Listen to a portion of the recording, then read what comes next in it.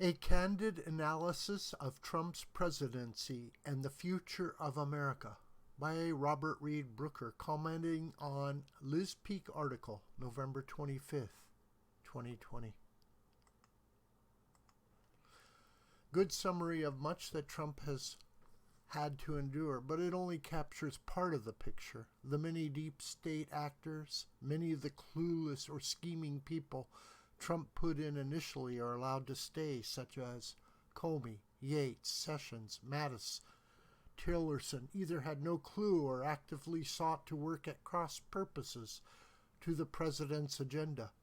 It has been a severely underreported story of the many landmines Obama sowed in his administration to trip up Trump, making thousands of political appointees career officials in his last year. All of the FISA abuses and outright abuse of intelligence for political reasons, the IRS, Senate committees, journalists, not to mention CIA and NSA, as well as the FBI, and of course his lowering of the compartmentalization bar for interchange of any Russian intel between all of the 17 intelligence agencies. All in all, a most sordid record, dutifully covered up by a very corrupt media and big tech. And then we have this travesty of an election. I am 100% convinced that it was rigged via massive mail-in balloting, but there are so few honest investigative journalists left. Most of what passes for journalism these days are pampered elites sitting in their basements, writing or doing the reports from what their Twitter feeds tell them. The proof of that is easy to see. They all use the identical language in their reporting from the trends of the day of Twitter. The entire thing enrages me. I fear for our country's future, but I continue to have hope for the following reasons. Number one, 75 million votes for Trump. Most of it on election day the old-fashioned way, and way more than Obama ever got. And most of those 75 million are royally pissed off.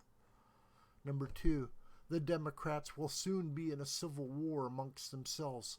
The globalist elites, communistic fringes, wacky idealists, and desperately poor inner city folks have massive internal inconsistencies, and the party messaging is inherently incoherent and contradictory. Globalism versus anti-corporatism, climate change versus energy cost and jobs, LGBT versus minorities and women, tax increases for mostly middle classes versus restoring SALT for the billionaires, Muslim support versus Israel and Christians, open borders in a time of high unemployment, new regulatory onslaught versus small businesses struggling to survive, peace in the Middle East versus restarting wars or at least not ending them, and a dizzying array of pent-up spending demands from every corner of the party versus taxing every corner of society to try to pay for some of it, along with the demands of teachers' unions versus parents, or demands of big labor versus every company. No amount of media and big tech coordination can paper over those problems and the huge fights that will ensue. Number three, Trump isn't dead, and he has an enormous and energized following. And never have I seen a man of any age with his energy and drive, though he has been uncharacteristically restrained the past 3 weeks. The media are behaving like a bunch of nervous cats awaiting his next move. They never have and will never understand him or his followers, and I count myself among them. I was a never-Trumper during the primaries, evolved to a hold-my-nose, worried Trump voter in 2016, to an enthusiastic Trump voter this time. I am quick to say that he is oft-times boorish, narcissistic, rude, impatient, and a braggart, testy and temperamental, and often an outright a-hole. But he is a champion of the people, an unapologetic patriot, and a lover of America, and I now love the man and admire the man who should be regarded by honest historians in the fullness of time as one of the great, if not greatest, presidents of our history.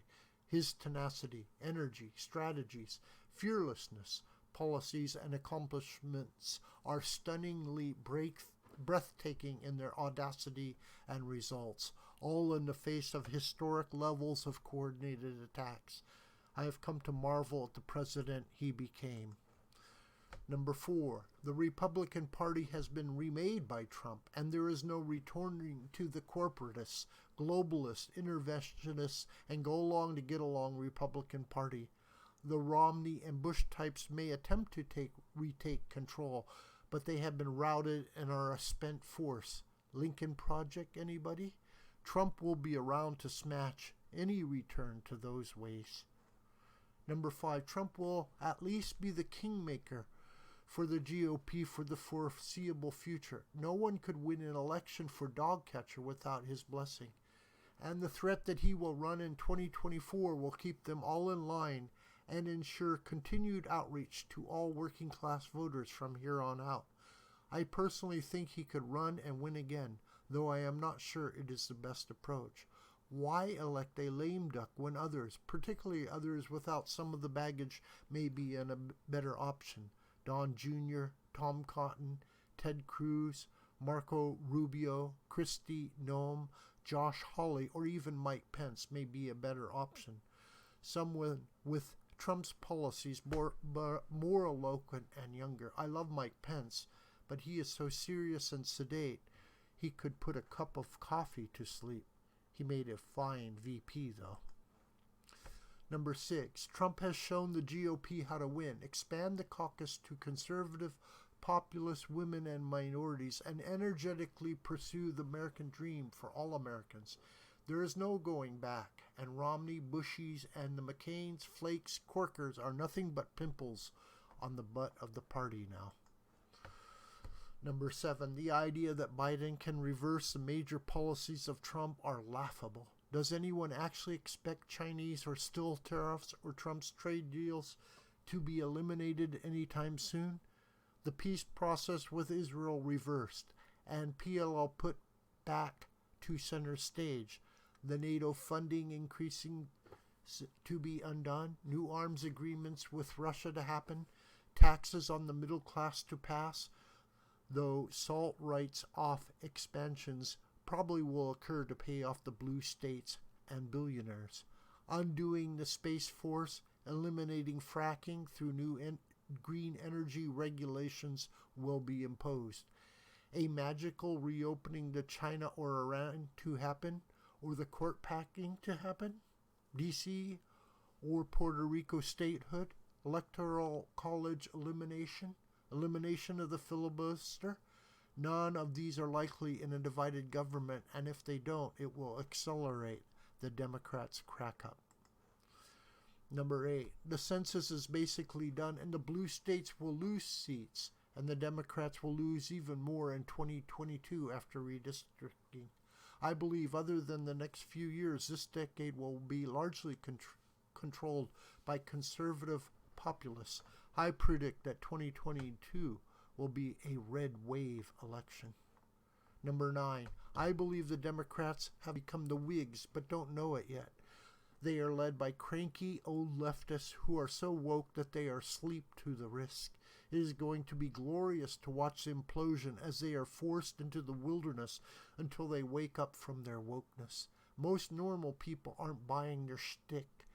They are becoming so radicalized they are afraid of the AOC and Ilhan Omar, for God's sake. Why else would Chuck Schumer hold a joint presser with AOC to rail at the president? He is terrified of being primaried in 2022.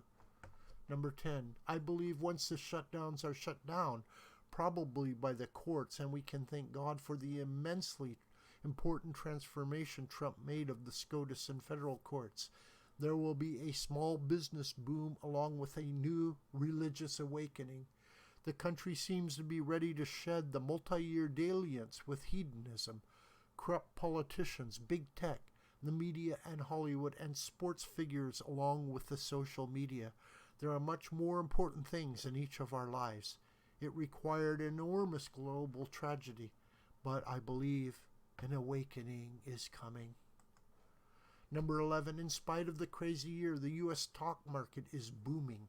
America has been, and will forever be the last best hope of humanity, as Abraham Lincoln so aptly put it, in the midst of a tragedy that was orders of magnitude more devastating than what we have just experienced.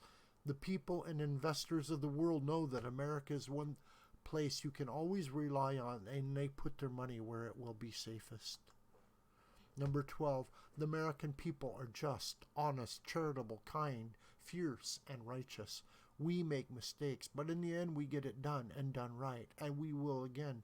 I truly believe that the CCP of China has hit its high watermark and is destined for the ash heap of history. They and the various leftists and Jacobins of the world have misjudged America once more. I truly believe that they are the greatest evil the world has ever seen, rivaling the evil of the Nazis. But the scales have fallen from the eyes of the thinking and moral people of the world. And Biden will not be able to save them from their coming internal contradictions and mischief, as the righteous countries and peoples of the world and within China hold them to account and begin to push back. I truly believe that this decade could be the most consequential in the history of the planet, and the globalist leftists beyond the EU are a spent and dying force. Brexit and Grexit, anyone? And nobody sees it more clearly than Trump right now. Number 13. Finally, does anyone believe that a senile old man can remake America to the Obama years and beyond?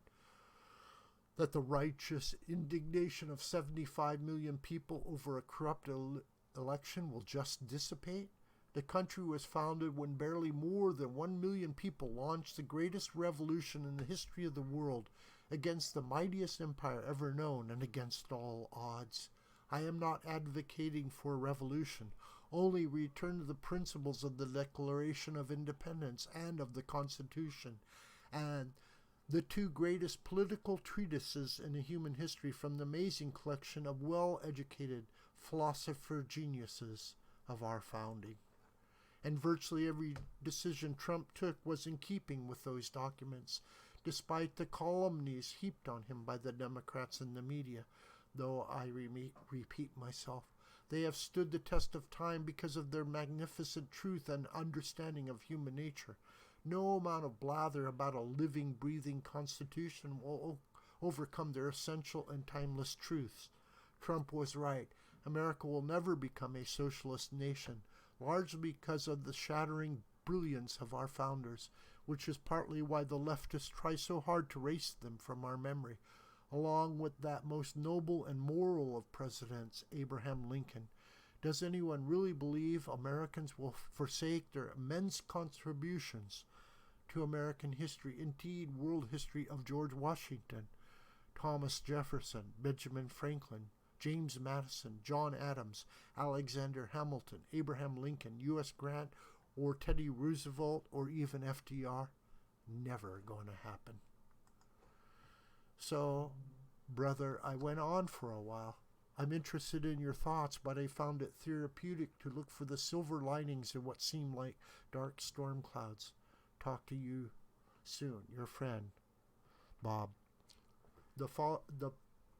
This article was actually written by my brother in an email to me, and I thought it was worthwhile to share with all of you in this video. Thank you so much for listening.